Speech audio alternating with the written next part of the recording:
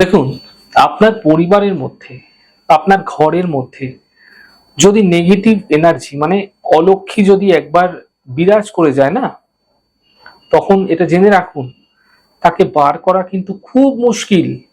অলক্ষী যদি গৃহে প্রবেশ করে তাকে বার করা যায় না সহজে। এত নেগেটিভিটি আপনাদের মধ্যে চলে আসবে না, কোনো কিছু সহজভাবে ভালো হতে চাইবে না, কোনো কিছু করতে পারবেন না আপনারা।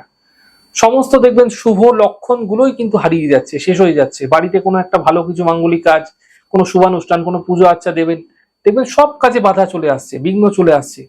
তার জন্য একটা উপায় আমি আপনাদের বলে দিচ্ছি, আপনারা ভীষণ ভালো ফলাফল পাবেন।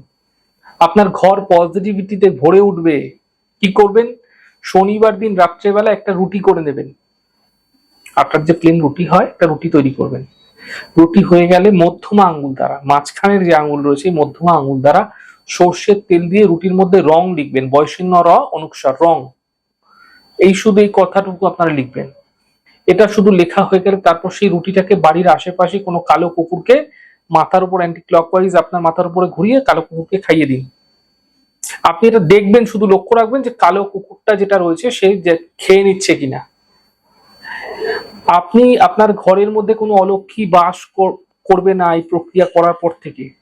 আপনার পরপর শনিবার শনিবার করে করে যান, বেশ কিছু শনিবার করুন। যে নেগেটিভ এনার্জি আপনার গৃহে ছিল সেই নেগেটিভ এনার্জি কিন্তু ঘরটা পজিটিভিটিতে ভরে উঠবে। এটা করুন, ভীষণ উপকৃত হবেন আপনারা। ভীষণ সহজ উপায়, ভীষণ সহজ পন্থা। আপনারা করুন, ফায়দা দেখতেই পাবেন নিজেরা।